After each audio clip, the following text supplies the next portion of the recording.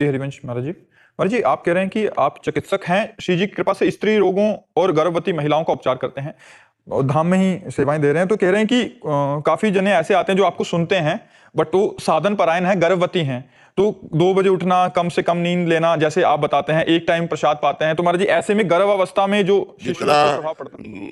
शरीर के लिए आवश्यक है, जैसे हमने 6 घंटे सोने के लिए कहा है, तो 6 घंटे सोना चाहिए।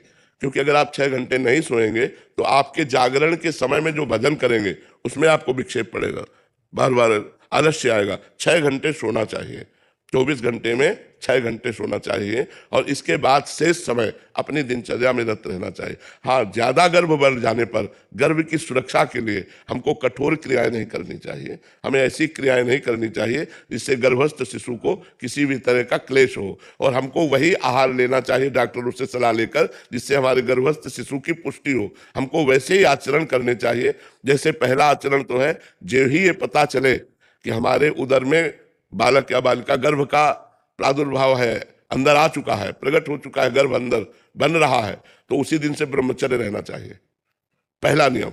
क्योंकि अगर आप ब्रह्मचर्य नहीं रहेंगे तो आपके बच्चे पर फर्क पड़ जाएगा, आपके बच्चे में कोई ना कोई कमी पैदा हो जाएगी। इसलिए ब्रह्मचर्य धारण करना अत्यंत आवश्यक है, क्योंकि गर्भ में शिशु पधार चुका है।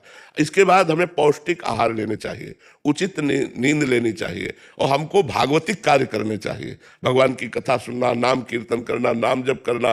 और तो उससे क्या होगा, हमारे बच्चे के बहुत अच्छे संस्कार पड़ जाएंगे। तो ऐसा हमें लगता है जैसे 2 बजे जगना और कै बजे सोना, ये भी देखना होगा कि सोते कै बजे हैं। 2 बजे तो हमारे यहाँ सब प्राय जग जाते हैं, 2 बजे जगने का तो एक मतलब नियम ही है एक तरह से, पर सोते कै बजे हैं।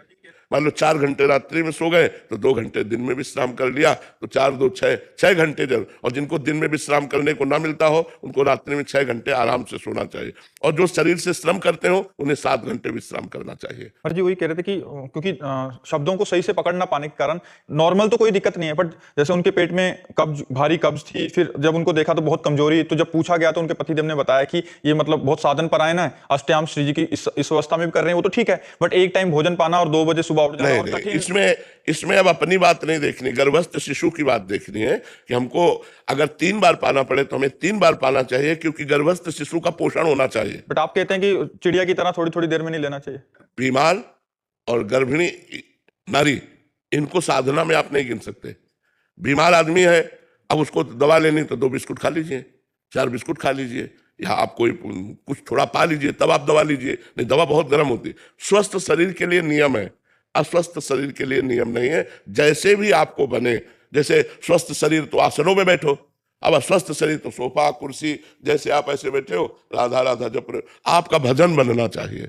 गर्भिणी स्त्री का स्वयं का जीवन नहीं है, उस बच्चे के लिए जीवन है। इसलिए ये बातें मत समझो कि हमको एक बार भोजन पाना, एक बार भोजन पाओगे तो गर्भस्थ शिशु को पोषण शक्ति कम मिलेगी और वो कमजोर पैदा होगा, तो आपने एक जीवन को बर्बाद कर दिया, आपने उस एक जीव के प्रति अहित कार्य किया। इसलिए माँ को चाहिए पौष्टिक है, जो जो भी डॉक्टर आपको पास कर दे, जूस है, फल है, दूध है, ये 2-3 बार लीजिए, जिससे आपके गर्भस्थ शिशु का पोषण हो। मनमानी आचरण नहीं करना चाहिए, डॉक्टर के अनुसार आचरण करना चाहिए। और जब गर्भ प्रसव हो जाए और आप ठीक हो जाए, फिर आप अपनी साधना में लगिए, फिर आप अपने लिए कसिए, कोई बात नहीं है, कोई परेशानी नहीं है। 24 घंटे में एक बार भोजन से भी शरीर बहुत अच्छा स्वस्थ रह सकता है, यदि ब्रह्मचर्य से रहा जाए तो।